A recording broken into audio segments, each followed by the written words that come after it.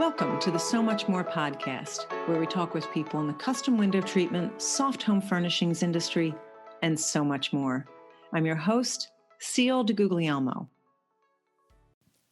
My guests on the podcast today are Molly Burke and Tracy Jenkins of Chairloom. Chairloom operates at the intersection of art and sustainability, shifting the conversation around vintage furniture and design. And Molly will talk a little bit about their process and who their customers are and how her business operates and the team of upholsterers that she loves to work with, as well as what Tracy's part has been and now continues to be in their business. It's always fascinating for me to talk with people who have partnerships and who have different skills that they bring to their businesses. And I think you'll hear a distinct difference between what they both bring to the business, but yet, as Molly mentions, there's a litmus test that they did not have to pass because they both have the same values and their ideas are aligned about how they want Chairloom to be. So I really hope that you enjoy hearing from Molly and Tracy today. Both so much for joining me today. I'm really excited to speak with both of you about your business. I'm always excited to talk with people who are somewhat local to me, and I think we're probably about a half an hour to 45 minutes away from each other. I would love for each of you to tell me a little bit about yourselves, where you live in the world, and if you could explain to me what and who Chairloom is. Molly, if you'd like to start, that would be great. Okay, great. Thank you. My name is Molly Burke, and I am located in Narberth, Pennsylvania, which is outside of Philadelphia. And I've lived outside of Philadelphia ever since Chairloom was born. So that was approximately 18, 19 years ago. So the business has always had clients locally to Philadelphia and then beyond. Anything about your family who's important in your life? Oh, okay, great. I'm the mother of 3 children, 23, 21, and 7. And I'm married. And I guess one thing I would like to say just in the introduction is that the philosophy of the business has become, I would say, almost more important to me over the years.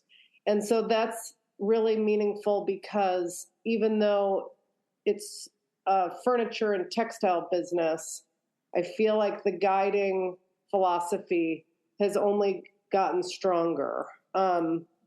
And that is a philosophy that is about, transformation and second chances. And it's just nice to know that over the course of all these years, the main point or the main focus is the same, but has right, also changed. I've looked through your web. We'll get into that in a little bit more.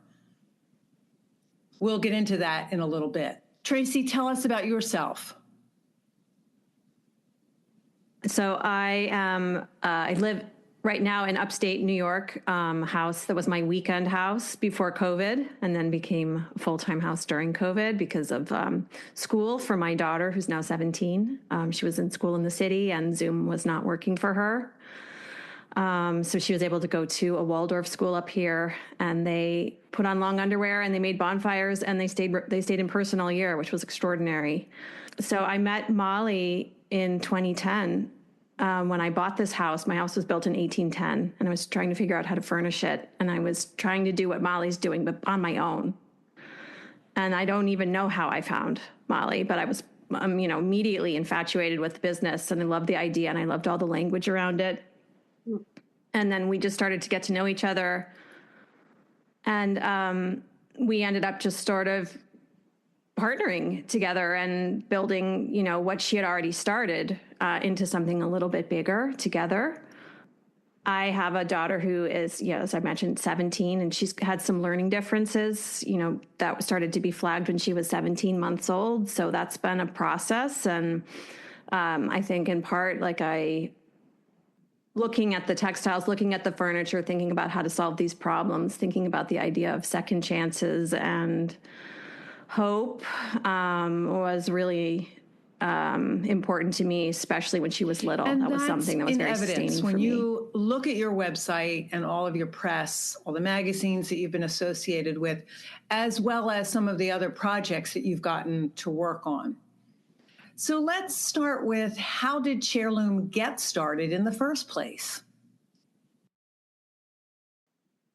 Can I actually add to what Tracy said? Because I remember how you found Chairloom. I think it was the timing, of course, of any business is really interesting and a huge part, I think, of successes and challenges and the whole thing. And the timing of the birth of this business was when shelter magazines were not doing well and online magazines were starting. And so Lonnie magazine was an incredibly cool design magazine. And I had a relationship with the founder of Lonnie magazine, Michelle Adams. And that's a whole nother story, which is fun. But I think, Tracy, you saw the ad in Lonnie magazine. Okay. I think that's what it was. It was when I had the little Victorian girl with the Victorian chair. I don't know. But I'm sure that's right. I think that's right. And so Tracy contacted me, and she needed furniture, and she loved antique furniture, and she loved textiles. And we sold antique furniture and we sold the fabric. So that's how she and I met. And actually what happened was I asked Tracy if she would consider being my partner because she has a branding background. And it was extremely significant for Chairloom to have that expertise come into the brand. The goals of the company were clear and the services were clear, but the branding didn't hardly exist. And so Tracy, being an expert in that, it just changed everything. And we got a ton of great attention as our brand became stronger and stronger.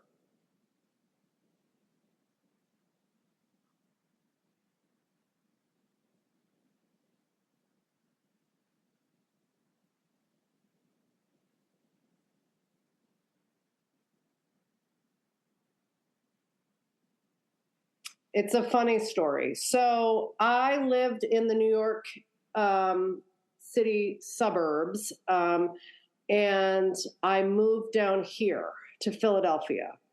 And I needed furniture. And I had a neighbor who introduced me to a bunch of thrift shops in the Philadelphia area. And, the difference between New York and Philadelphia then was significant in terms of if you wanted to go to a thrift shop and buy a wingback chair, it would cost $40 in Philadelphia. Whereas in New York City, it's forget it. You can't even find that. That was actually before Craigslist, or maybe even just as Craigslist was starting. So people weren't even shopping on Craigslist yet. So it was the combination of the thrift shops being affordable. And then this same neighbor of mine introduced me to, there was a Schumacher outlet in Delaware. I think there still is.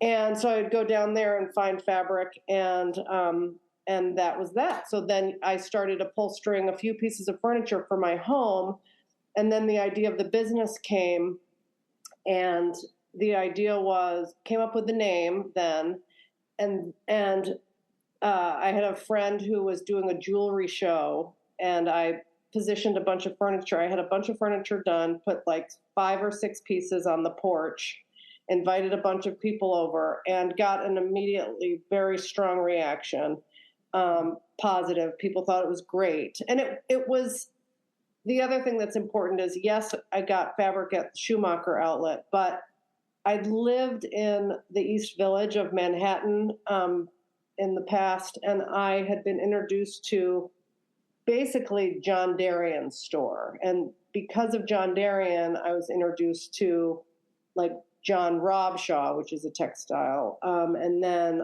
there's a wonderful store in the village called Hable Construction. They had cotton canvas tote bags. And then there was another tote bag person named Virginia Johnson. So when I thought about furniture and reupholstering it, I did not think of Cravat and Scalamandre and, Knoll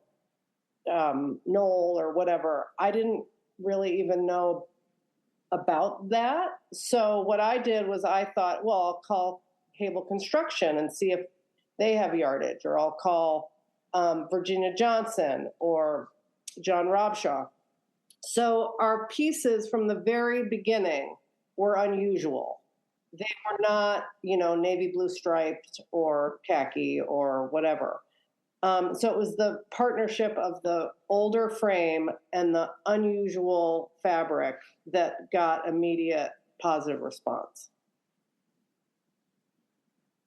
Older and newer, and some funky prints that you've used, and just the pieces that are on your website. And the pieces that I've seen in person, they're works of art, but they are very eye-catching. They are a piece of furniture that's in someone's house, right?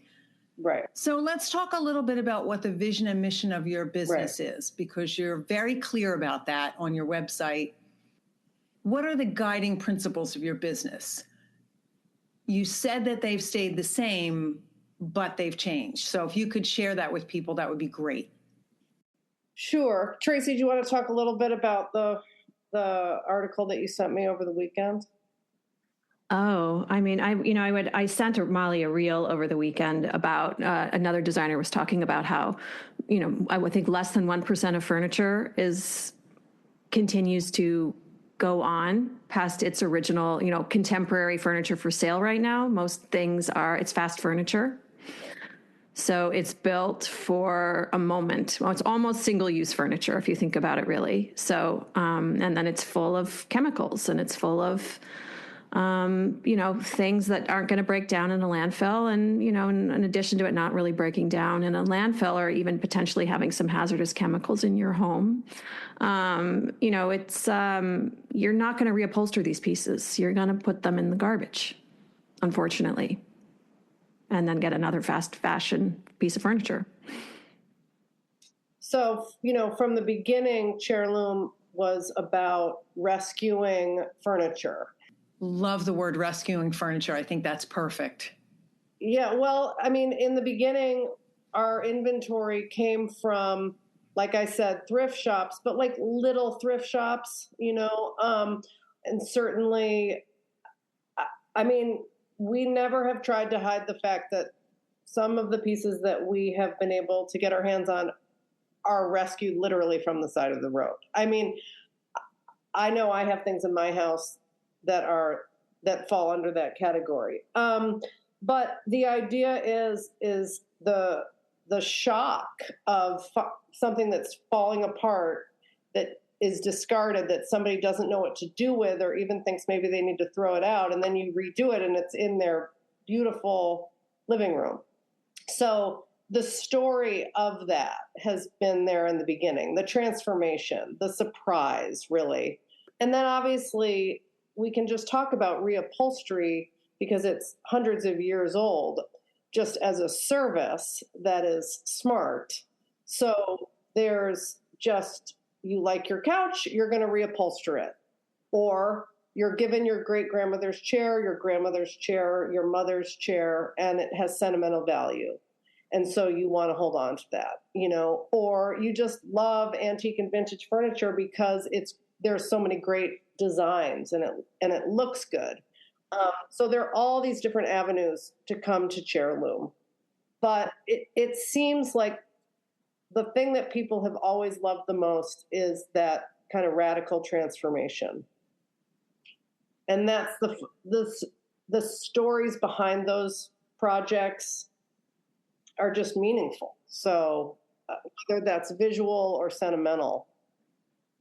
I think one other reason I remember Molly saying to me when I came to her for my house, which at the time was just hitting its 200th anniversary when I bought it, the furniture, the scale of the antique furniture is scaled for a house like mine. Many of us live in older homes, and the new furniture is not really scaled for our spaces. So that's another factor. It's an important factor. And certain, and you can do a mix of things, but that scale factor is real.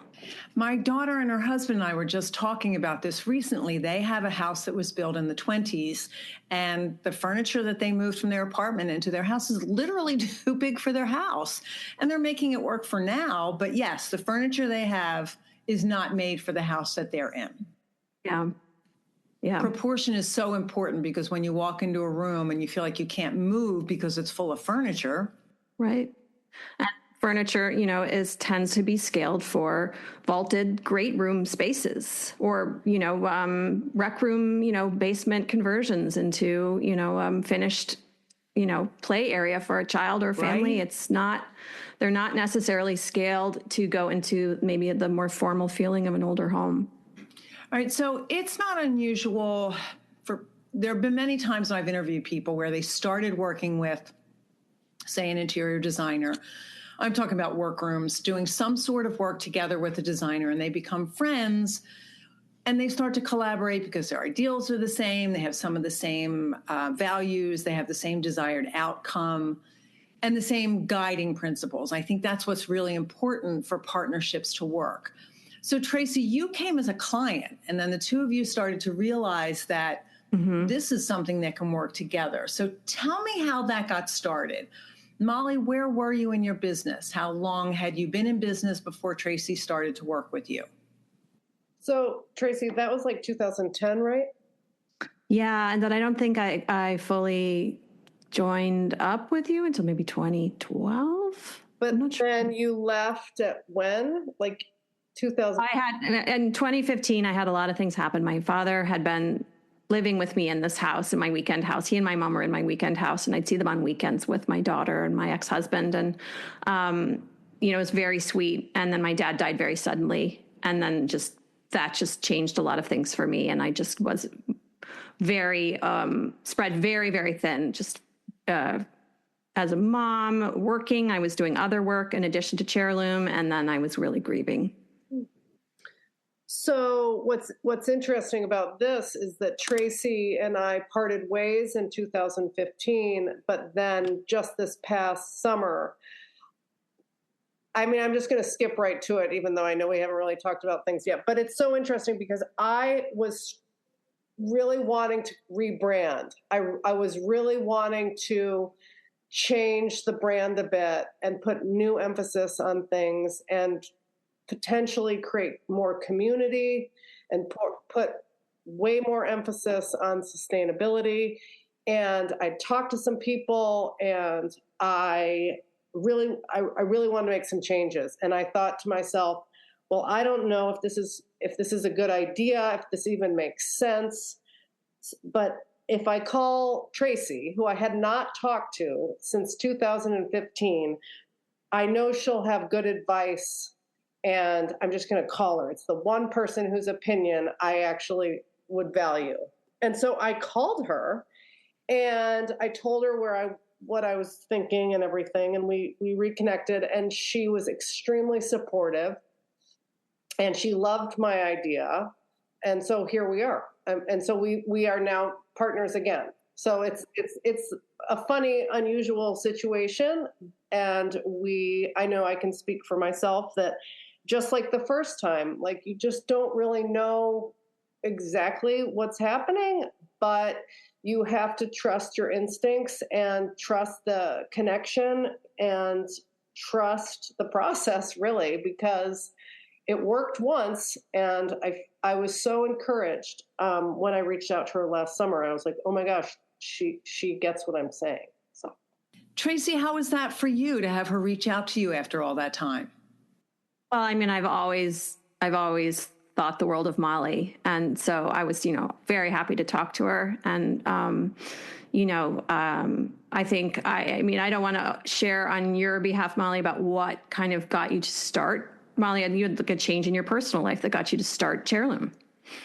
And so I've had a similar, like I ended my marriage and sort of was just looking at like, in a way, I'm like starting over. And so the timing of it was interesting to me. It was like a similar reason to sort of reevaluate what I had done and what my choices were and what felt meaningful to me and valuable to me.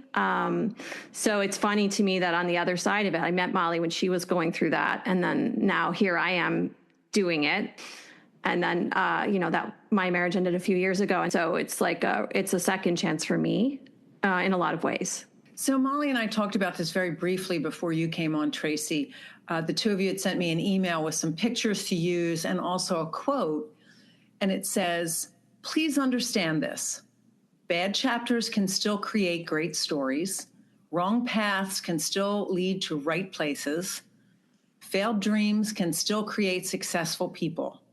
Sometimes it takes losing yourself to find yourself."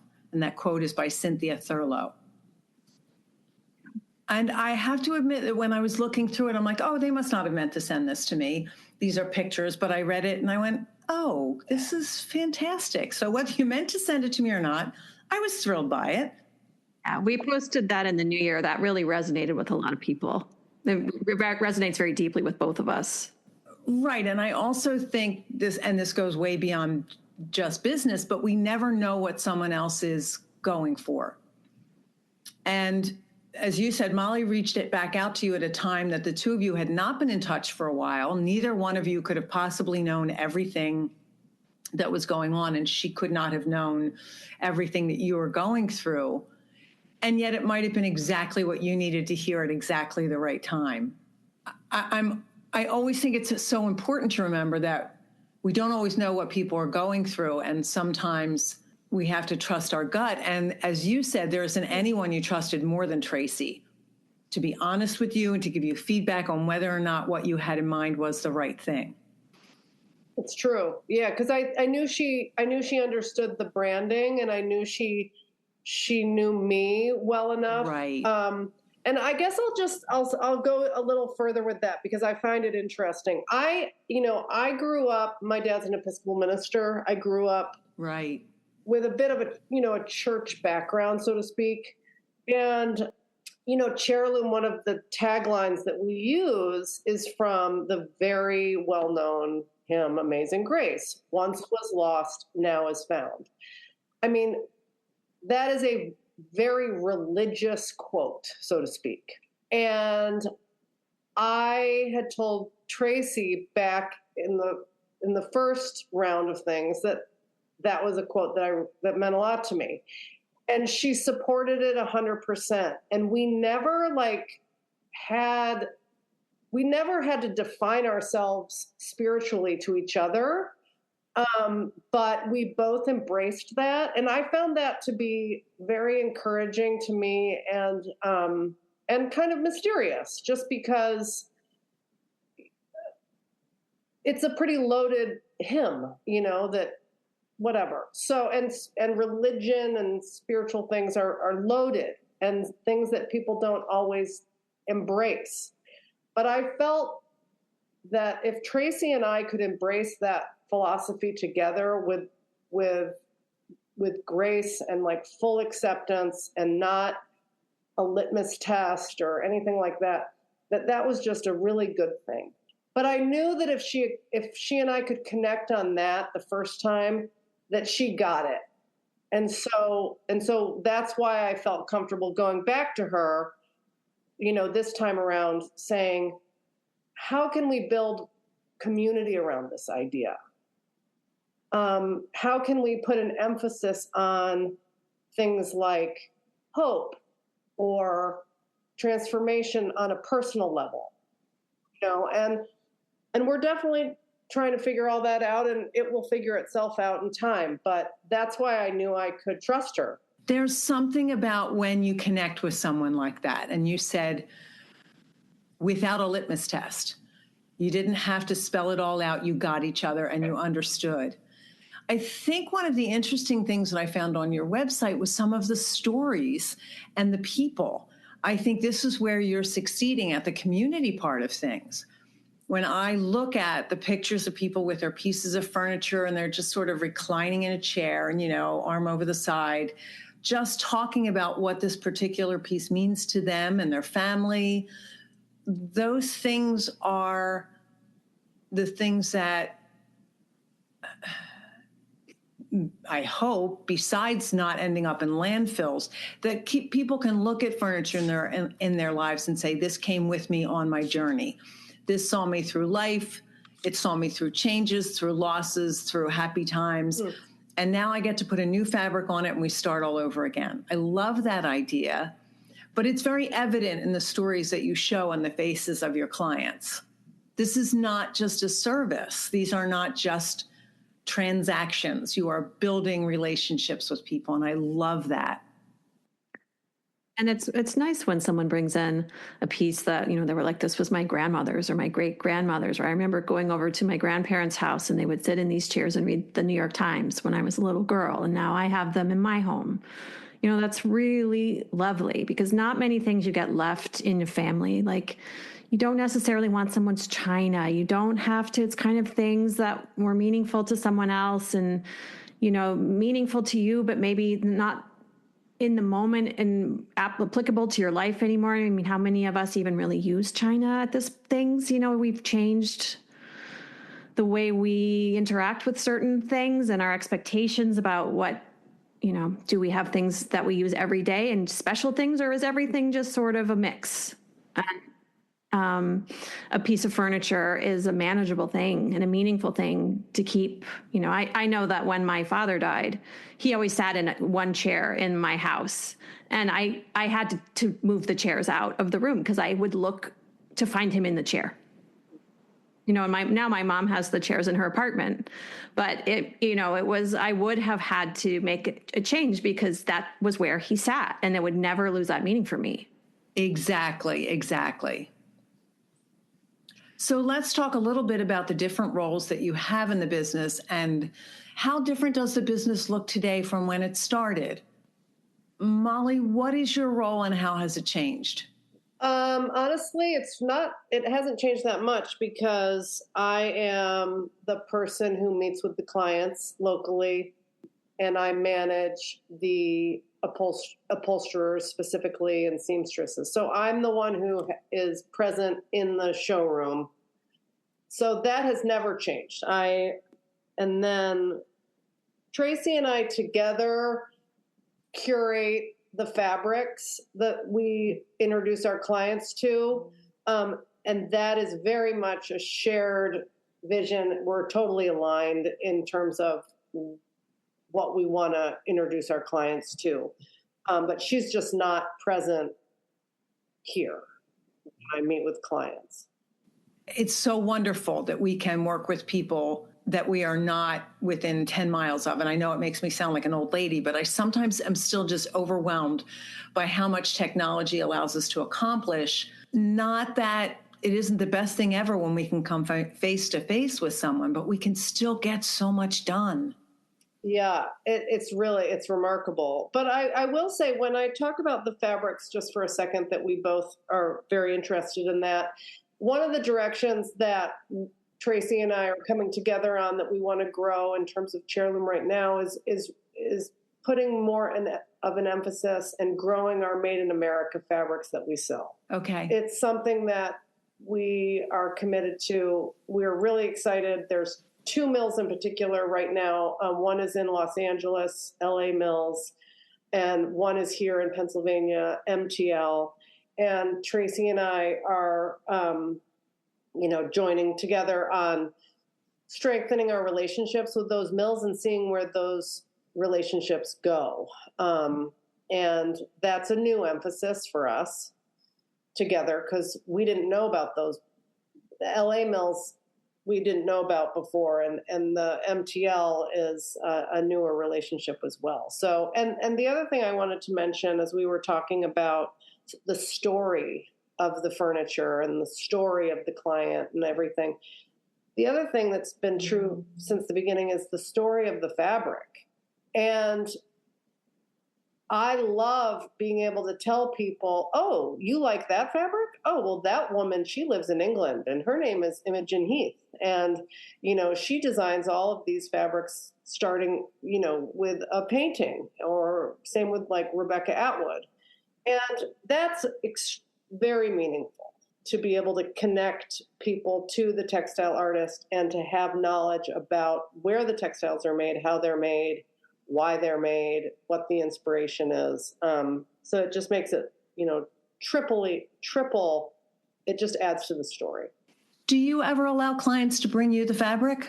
Yeah. I mean, recently, Imogen Heath, I just mentioned her, she's in England, but she was having an end of roll sale and we posted it on Instagram, and I've had 3 clients shop it. Now, that means there's no profit to us, but I mean, on the fabric, but in that case, it's like, that's fine. I mean, and yes, people can bring us fabric. They don't normally, because I would say 9 out of 10 people come to us because they want to pick fabric from what we have.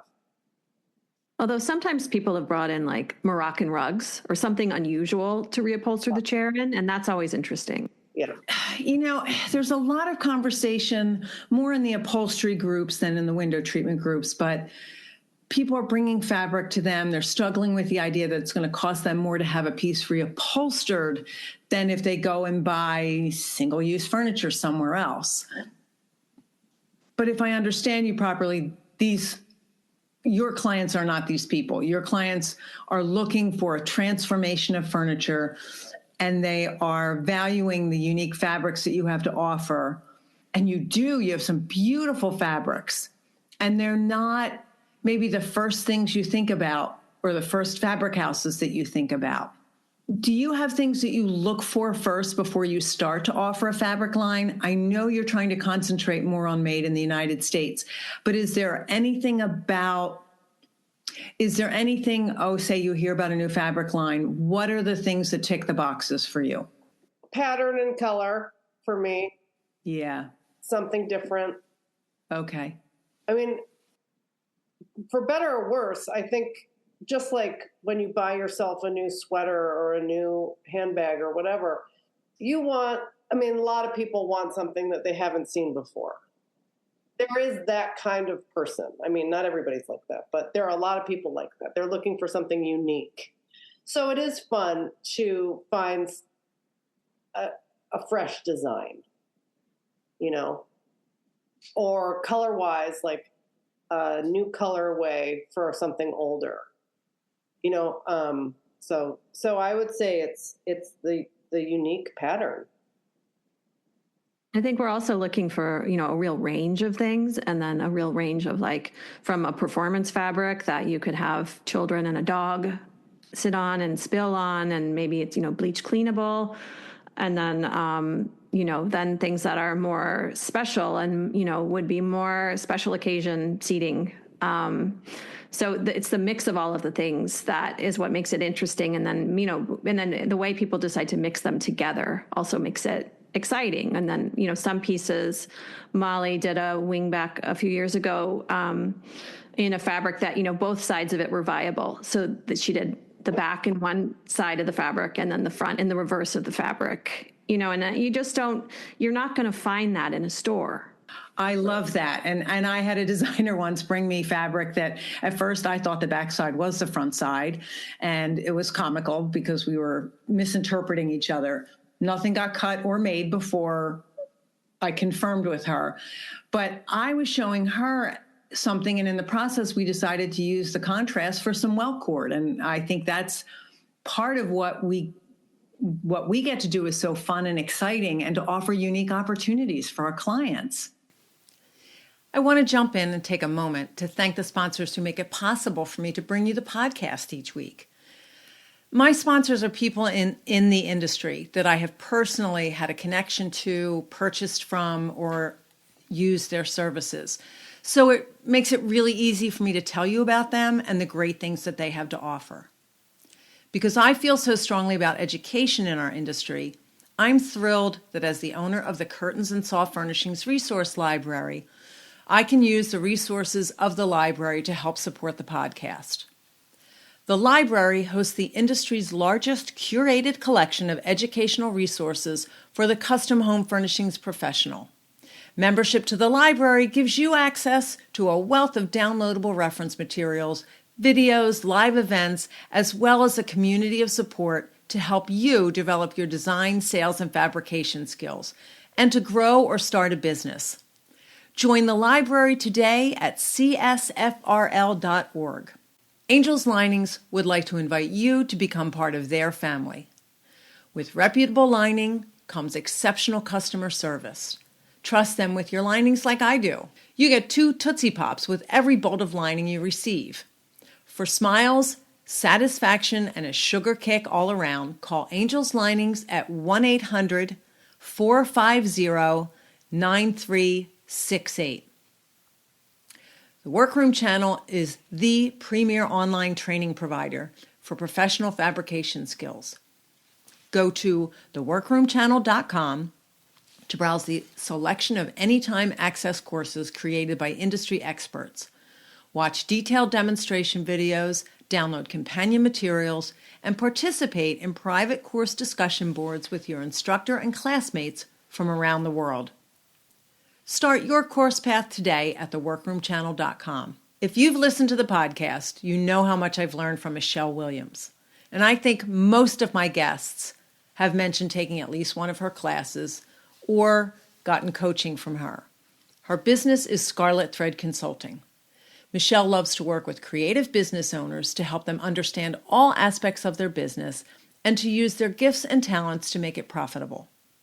Michelle is a strategic profitability coach certified in the Profit First methodology, and she can be reached at scarletthreadconsulting.com. I've also mentioned my membership with the WCAA, and I'm now a gold level sponsor, where education, networking, visibility, and industry discounts are just a few of the benefits that are offered to our members. The Window Covering Association of America is the only national nonprofit trade association that's dedicated to the window coverings industry and the dealers, decorators, workrooms, designers, and installers that make up our membership. Join today at WCAA.org. WCAA, where you are never in business alone. I've also been extremely fortunate to be able to work with Merrill Y. Landis Ltd. It's a family-owned and operated custom workroom and product distribution company to the trade with over 70 years of experience. And in addition to their custom work, they offer a wide variety of decorative drapery hardware. They offer stout and flare 21 fabrics. They have Roman shade operating systems and assembly kits. They have motorization and workroom supplies, and they serve both designers and workrooms. And you can check out the MYL Advantage at mylltd.com. I've mentioned many times on the podcast, I work with interior designers because I am not the person you should be asking what color or what pattern should go where. When my designers show me what they have planned, I'm in awe and I love it, and I can make suggestions about types of fabric, but I am not the one that you want to create that mix of patterns and things. So when I look at your website and I see the way you put things together, it's just fantastic. I'm curious, you have people coming directly to you. You have direct retail clients. Are you also working with interior designers? A little bit, but the main thing we do with an interior designer is sell vintage furniture to the interior designer. Sometimes interior designers will come to our showroom with their client and just say, let's let Chairloom do what Chairloom does. And I, the interior designer, not Molly, but the interior designer will handle paint color and lighting and whatever, bathroom renovation. But let's just let Chairloom do Chairloom, and they step back. And I think that works great for us. And I think it's just a nice way to sort of say, you do what you do and I'll do what I do, and we can still work together. So there are a number of those people, but as we all know, an interior designer is going to profit from fabric sales. So they're not going to necessarily want their client to come buy fabric from us. It's a big portion of an invoice, so. Absolutely. So I'm curious, based on the values of your company, how would each of you define success? Tracy, let's start with you. What is your definition of success? I don't, I'm not even really sure how to answer that question at the moment. I'm still truly just rebuilding and redirecting myself. So, I think just maybe even knowing which steps to take forward is a start towards success, or maybe even a success right there, because it's a start of a new beginning. I don't know. Let's let Molly say something, and then I'll see if I have anything else to add. Gosh, I love that question though. That's really cool. I mean, and I certainly don't have something in my back pocket to pull out, but I think, the first word that comes to mind is just grace, like grace with yourself and grace with others, not judging yourself harshly, is success, trying to find the positive, when you're discouraged, is success. And I'm preaching to myself, I don't do it very well all the time, but seeing the value, even when it's not all perfect, is important. So the other thing that came to my mind is the idea of reinventing yourself. I think that is a sign of success. Being able to change and embrace the change and see the change as positive, letting go of your preconceived ideas of what you were supposed to be doing, or you're supposed to be like, or what your life was supposed to look like. Just trying to let go of it and embrace like a newer version, I think, is success. That's brilliant. I never get the same definition twice, which I absolutely love, because I've heard so many different people describe their version of success. Tracy, I'm going to give you one more minute, because based on what you said, Molly, I would love to know, especially since you want to be giving yourself grace, how do you handle mistakes and failures? How do you handle them for yourself and for the people that you employ? Oh, it's hard. But yeah, no one likes this question. Yeah, no, it's so hard because you have to make edits. Like, just talk about upholstery. Like, right.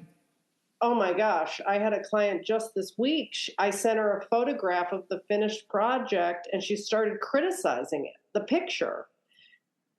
And it was so frustrating because inspection is really important, but there's also so many nuances, and there are imperfections to the final project.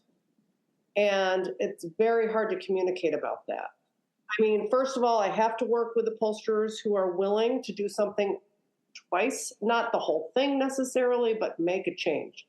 If you don't have that kind of an attitude, forget it, And then to say to clients, like, the reason why this is like this is because it's not Photoshop, You have to wrap the fabric around the bottom of the chair that is 150 years old. It's not just going to be like... Fabric is not perfect. Right. So, it's a process, but it's stressful. Yeah. Yeah. The best thing that comes from failures and mistakes is learning. Right. And you just know how to do it better the next time, or, just kind of what like there could be a disconnect between expectations, just because, I think that I always like to talk about, especially when I was dating for a few years, there's a quote from Mad Men where one of Don Draper's paramours, they're laying in bed together and she turns to him and she says, "How do I know that the blue you see is the blue I see?" And such a it's because we all use these same words. We all think we're talking about the same thing, and even people use the same word, and maybe we think, well, our values are aligned, but it's only in action do you find out what's really connecting, and what do we really understand, and what do you really even mean what you said? Do you understand what you said? that's where you learn. It can be really painful. Yeah, I'm not caught up on Mad Men, but that's a brilliant line. Wow. Okay, so you have a different definition of success, Tracy. I mean, I think you think about what's your life going to be like at a certain point. I thought, okay, I was married. I've, have known my ex-husband now for 24 years. We're still very, very friendly. The person I married isn't the person he is now, and probably he would say the same thing. And, you can look at that as a failure, I guess. He looked at the end of our marriage as a failure. And I said, well, look at, we had 20 years together. We have a beautiful daughter. We built a business together. We've had beautiful homes together. We have friends. We did all these things. Like, we did all that. That's not gone. Right. And so it's how you look at it. But, when you're sitting in the dirt and you're pulling the fabric off the chair and you're talking the client down and you're in that moment, it doesn't feel good. So success isn't, you think success, you think, oh, I feel good. Success is much more complicated than that. I think it's one of the reasons I'm so intrigued to ask that question to every person that I interview, because I've never gotten the same answer twice. It rarely includes a dollar value or money, although some people have said, being profitable enough to enjoy my life, which I think is a great answer. But I love the idea of reminding yourself that sitting in the dirt in front of a torn apart chair and trying to work it through, that's still success because you're doing it. I think the older I get and the more I've had to change things in my life and make really hard choices, you learn that the most valuable things are the intangible things. It's not the money part. I mean, the money gives you freedom and security. That's important. We need that. But it's the intangible things that there's no dollar value assigned to. That's where it's at. Absolutely. So what would you say, Molly, have been some of the biggest challenges in keeping your business going, keep getting it started and keeping it going? Well, just practically speaking, the cost of materials and labor is upsetting. Right. Yeah. Right now. So much so that I'm like, I don't know what the future holds. It's just getting so expensive to pay. I mean, labor has doubled, materials are high. So that's a major concern. And then also, paying rent in a storefront. It's just terrible. And so those are very hard things. And it's upsetting. So, have you ever considered quitting? Quitting? Yeah. I mean, I think I was at a bad point when I called Tracy in July. It was kind of like, am I going to do this or am I not going to do this? Because if I'm going to do it, I need to breathe some new life into this, because it is discouraging. So yes. Okay. Tracy, what have been some of the biggest challenges for you? I mean, you're working at a distance from Molly. You're not right there in the center of what's going on. What have been some of the challenges for you in the first part of your relationship together and then coming back together? Well, I think in the beginning of my relationship, I was spread very thin between having a special needs daughter who, she had a huge team of therapists assigned to her and her with a big IEP. So that was a big piece. I had another business with my ex-husband that was making more significant money. And, that was sort of where I started. So I had this question of like, which one am I supposed to do? Which one am I supposed to choose? And my brother was like pushing me hard to stay with Chairloom. And he talked to my ex-husband about it. And then my ex-husband was like, well, she can't do that. She's doing this business with me. This is more important. So, I don't even feel like I made the choice. I almost just felt like the circumstances, I just sort of was like, this is as much as I can carry right now. And this is what I'm doing. So that was a big challenge for me. And then now it's interesting to come back and then see that, the clientele at Chairloom is different. It's not as varied as it used to be. We are in a different economic era. So it used to be a lot of different people, at a lot of different ages for a lot of different reasons, purchasing a special chair for their home. It was a lot of younger people, I think, at the time than, like young women in New York who'd have their chair photographed on the curb or on the stoop of their apartment building before they brought it inside. So I think it feels a little more rarefied now, but unfortunately, that's just sort of culturally and economically what's happening it's the reality right now, unfortunately. One of the things that Tracy and I, we haven't really talked about it that much, but I think it's in the background of both of our minds is like, how can we source furniture that's less expensive so we can sell it, for less money? And then how can we find made in America fabrics that are less money than $225 a yard? So I think that will be an interesting thing. Hopefully we can do it. I think we could do it on a small level. I'm not sure how much of a bigger level, but being here outside of Philadelphia, I'm always looking for furniture that people want to give me, that I can then find a new home for. So then the price tag could be much lower on the overall project cost. So I think it's funny that, Tracy, I don't know if you know this, but Seal has interviewed Adam. Oh, funny. Okay. Yeah, so Adam is part of our unofficial team. We've worked with him for a long time. He's a wonderful, hardworking person to be in relationship with, and we're grateful for that connection. But I think he would probably say that the cost of vintage furniture is gone up and up and up too. So it's hard to get it. It's harder to get it. Yes, I interviewed Adam, and then I had the opportunity to meet with him in person at the Custom Workroom Conference, which was in Rhode Island this year. He is just such a ball of energy and so positive and upbeat. In fact, when I interviewed him, he mentioned the two of you and said that I should reach out to you. Oh, that's I think that's so cute that you both recommended each other. Yeah. Yeah, he's unstoppable. And I also had the opportunity to interview Jonathan Camp, who works for him. He talked about going from being an upholsterer to the head upholsterer and training people on managing the flow of work that comes in.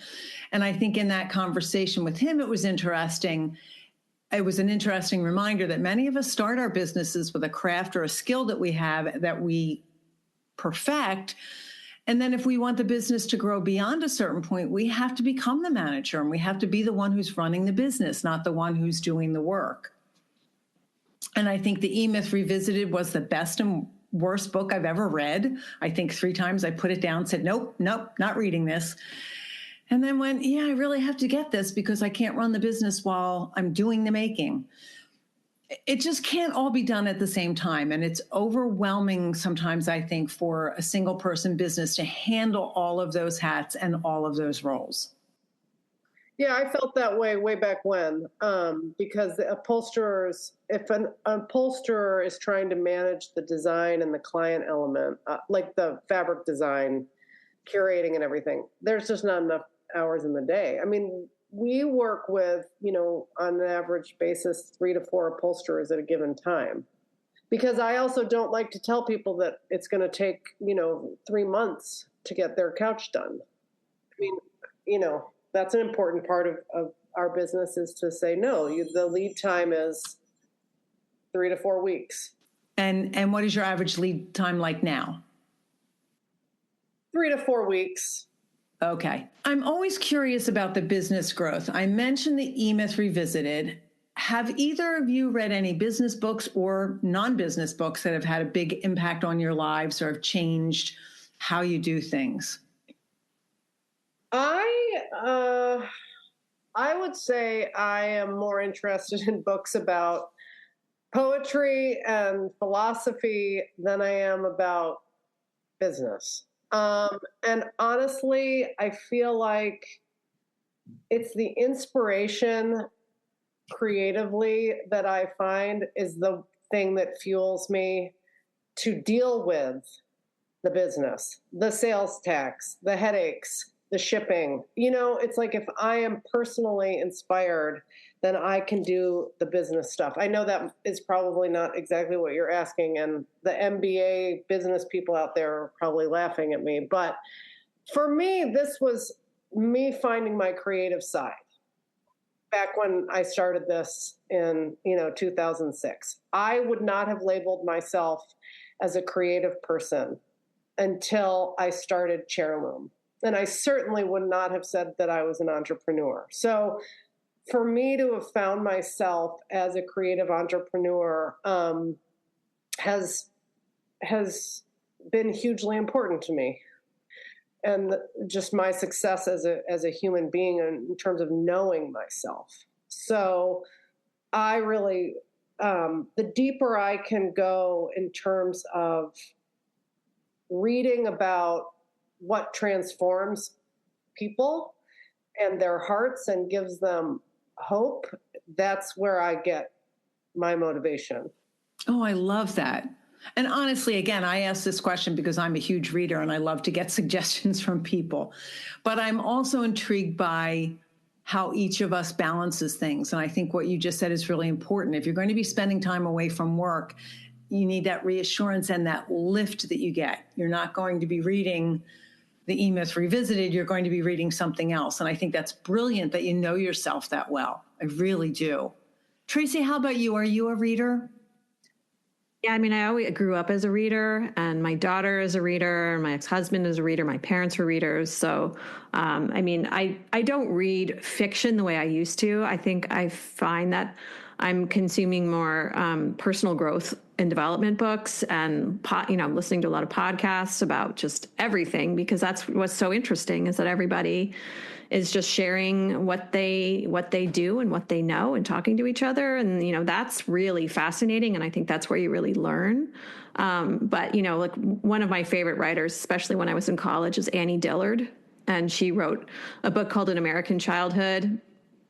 And, things you read become a part of you. And so that's, what's really special about these pieces and these things. And then you draw on them, for the rest of your life. But one of the things she wrote in a piece she wrote about being a writer, she wrote be careful what you read, because that is what you'll write, and be careful what you learn, for that is what you will know. And I think about that all the time, because you forget about how you read something and it's factual, and you forget, well, there's a person who shaped that with a point of view, and everything is truly coming from with a point of view. And you want to be careful, and you want to be careful what you consume, because it does become a part of you. So, I'm not like a true crime person. And I think it's interesting how much of America is kind of captivated by true crime. But I think that's because a lot of us have very dysregulated nervous systems. And, that's like you get a feeling from these things. So I'm looking for something that's more, that builds me up if I'm going to consume something. What's one or two of your favorite podcasts? I'm curious. Gosh, I listen to so many. I mean, the one that I just listen to every episode is Pivot with Kara Swisher and Scott Galloway. She's a tech journalist and he's a professor of marketing at NYU, and they frame what's happening to me in a way that I understand it and I trust their point of view on it. So that's been a little bit of a guidepost for me, just in the terms of just digesting what's happening in the news and politics and the economy. But then other things, that sort of center me are people like Mel Robbins and Jay Shetty and, all of those amazing Jillian Turecki. Yeah, Mel Robbins and Jay Shetty are on my list.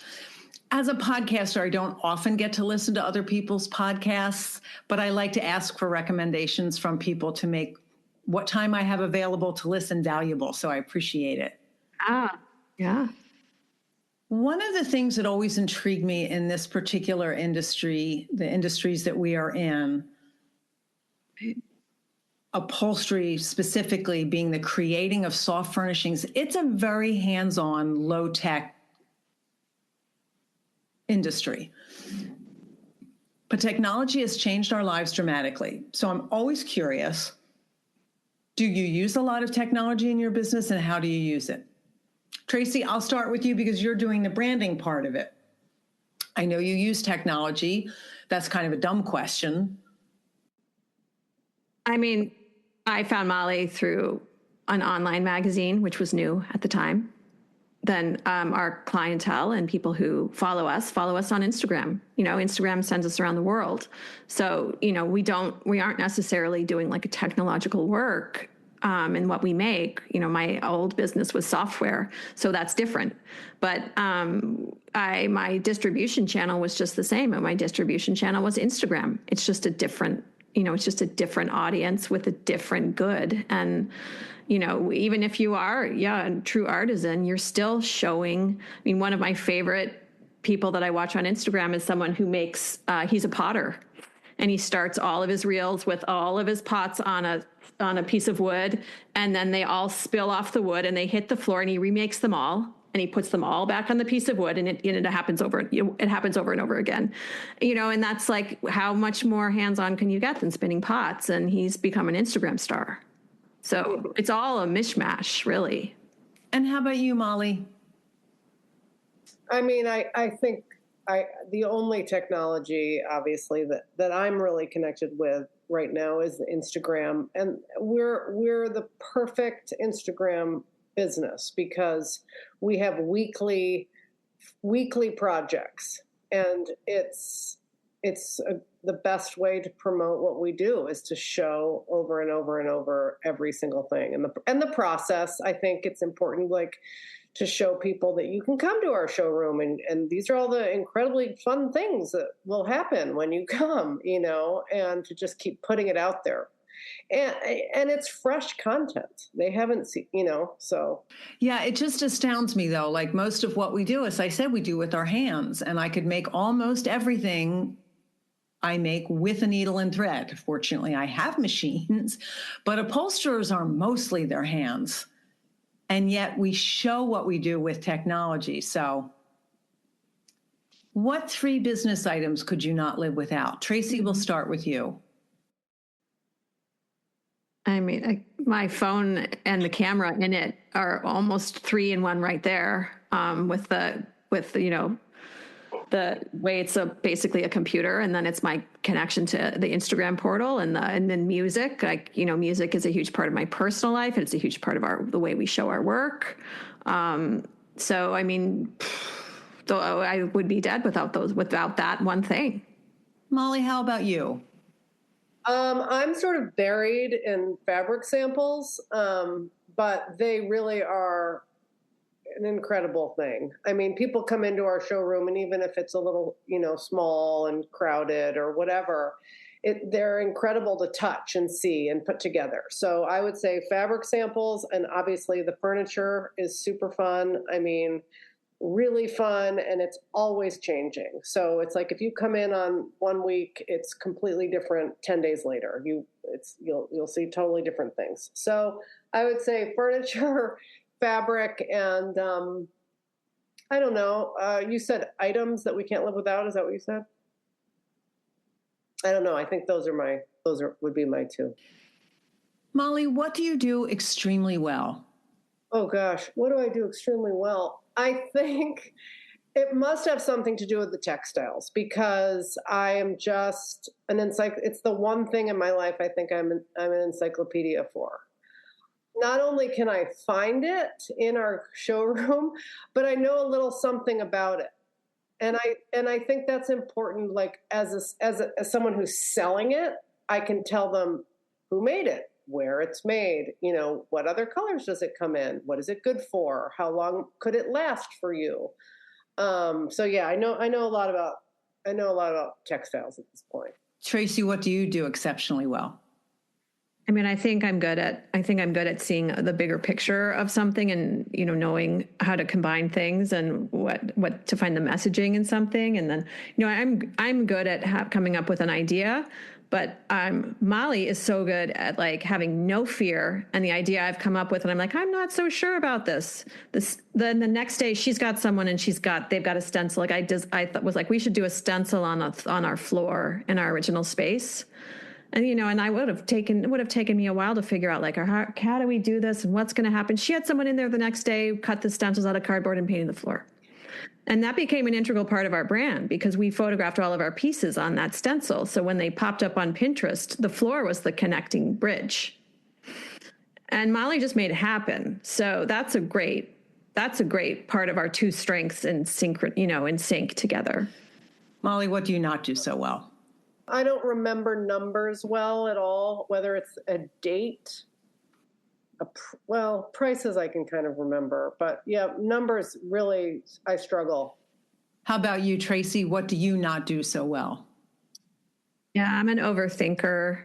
So, I think I make things harder than they need to be. So I need someone who's like, oh, great idea. Stop thinking. We're going to do it. That's a nice balance between the two of you. I love that. So can we share something that we're not going to tell you too much, but can we tell you one thing that's driving us forward a bit right now? Absolutely, please do. So Tracy and I have come to the realization that the sustainable textiles made in America, or anywhere for that matter, in terms of a woven, durable fabric, doesn't really exist. So she and I are working together with another company to design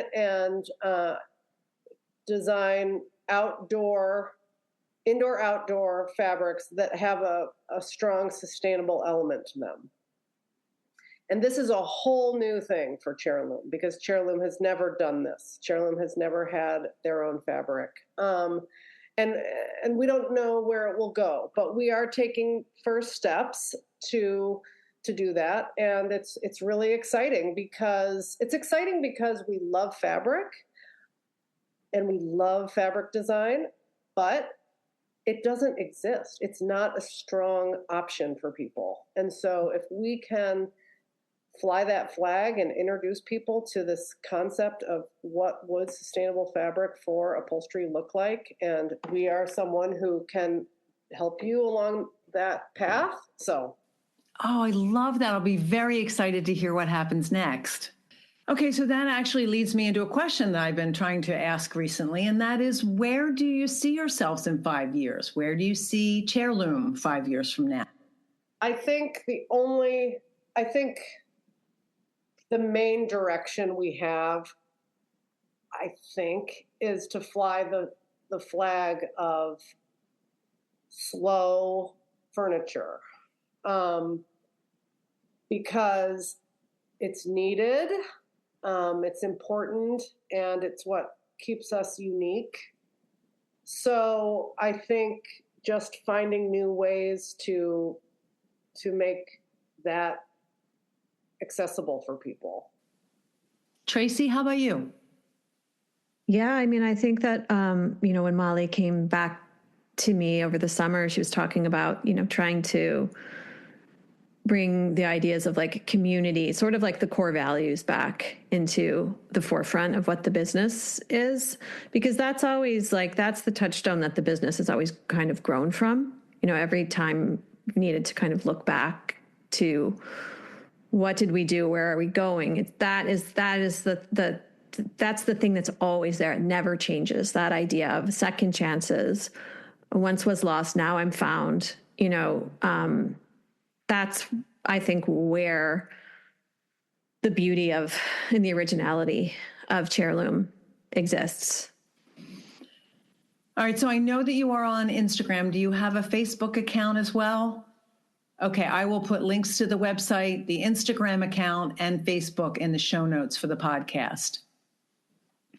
So I could talk to the two of you for another hour, but I know that you have other things to do. So I'd love to finish up with asking if both of you could give some advice to anyone either coming into this business recently or someone who's been around for a while. Molly, let's start with you. Somebody coming into this business? Gosh. I guess I would say I think it's really good to be a team player. I think sharing is good. I don't think anyone should try to be the best and be alone. I think it's important to realize that there are enough people, enough clients, enough furniture out there that any upholsterer can have plenty of work, so let's recognize each other's strengths, promote one another, I just like that kind of an environment. And I think the reason for that is because I am not perfect and everything I do is not perfect. Mistakes are made.